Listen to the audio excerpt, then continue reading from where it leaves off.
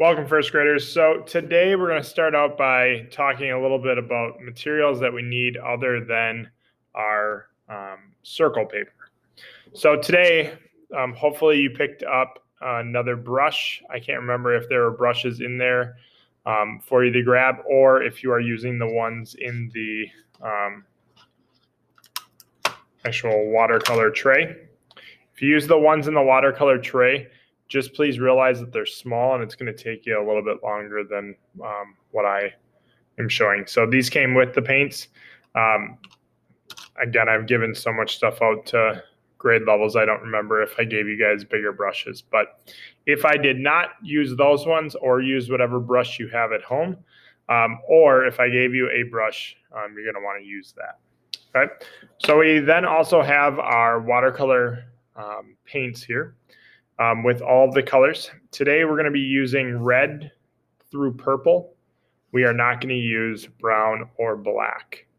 Okay, so we're using everything from purple to red if you choose. All right. Then you need a plastic cup, or just ask an adult, something that you're going to be painting in. The paint all comes off. It's not going to ruin a cup, but I like plastic just in case it tips over or something, so that it doesn't break. All right. So I'm going to put these all off to the side. When I paint, I like to have my paints closest to my body, and I like to have my water right above the paints. The reason being is that it's away from me, and usually leave a little bit more room up on the top of the paper. If you put it below the paints, it sometimes can be knocked off onto our lap. So I like to set it up like that. And then we're going to bring in our circle paper. So for the sake of this not becoming a 25-minute video, I have painted 2 circles already. Okay, I'm going to show you how I did that on this one circle. And then what you're going to do is you're going to take what you learned from this one circle, and you're going to paint the big circle, the medium circle, and the small circle. So again, I did that ahead of time to save time. So we are learning about a technique called wet on wet. And wet on wet means that you need something put on this paper to make it wet. We're going to be using water. And then after it's wet, you're putting another wet thing on top of it. And for that, we're going to be using watercolors. So we're putting water on our paper, and then we are going to put colored water, or watercolor paints, on top of that wet surface. And what that does is it allows the colors to spread. Okay. So to get started, we go in, we get a little water. And what we do is we want to stay inside of that circle, but we wet down the circle inside. And we got to kind of work quick. That's one thing with the wet on wet. And we don't want to use too much water because this is not watercolor paper. So you'll notice your paper will start to turn a weird color, or will start to actually tear if it gets too wet. So now that I have the circle wet, I am going to pick a color.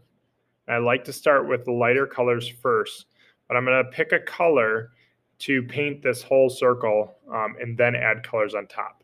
Now you'll notice I'm doing little ovals. I'm not going into other colors, but I'm doing little ovals on that color that I'm choosing. And what that does is it activates the paint. So it goes from a hard paint to now like a colorful puddle. And that puddle absorbs into our brush, and that allows us to then carry with us the orange paint color. Right.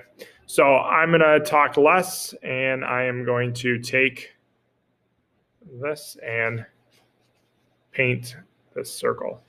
So we are taking this wet paint, and hopefully, if you're not talking the whole time like I am, this shouldn't take very long because the water will help it kind of spread out. And the orange paint here is a pretty light orange. If it's really, really light, then don't go in and grab water each time. and just use whatever is in here. And if you use less water, you're going to end up with a darker, as you can see, orange. But the whole idea of wet on wet is that you're painting while the paper is still wet. So you got to kind of work a lot quicker than I am. The biggest circle is going to be the hardest. All right, almost done. All right, so once we have enough on here, you can go into other colors. Now, every time you go into another color, you should kind of rinse out your brush in the water. And I'm going to go into green. And we're going to see if it'll spread. Not too much. It's more of a slide, right? Again, you'll see it more on the smaller circles. But all you're going to do is use up like 3 or 4 different colors and see what happens. Okay, just kind of making designs or different things, seeing what happens with the colors. When you start to use a lot of secondary colors like purple, green, and orange, you start to get more of a brown color look. And so be aware of that. When you start out with yellows and you use like another primary color, you're going to mix into like oranges and other secondary colors. So this is more of an exploration of just using the watercolors and trying out a different technique. But this paper is really soaking in drying out the paints. So you can do polka dots. I'll try to show you what happens here when you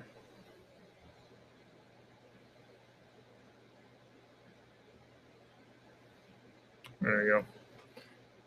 It's hard to see, but when you actually have a nice puddle of color and you put another color on top into that puddle, you'll notice some spread of color. Anyway, hopefully yours is a lot more colorful and interesting.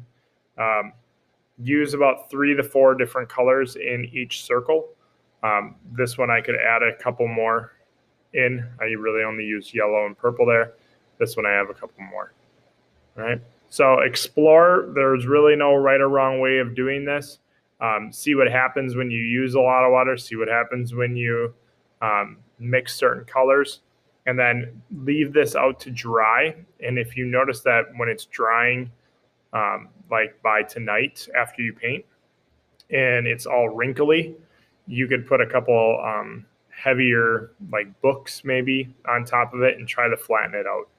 That'll make next week a little bit easier. So have fun and explore.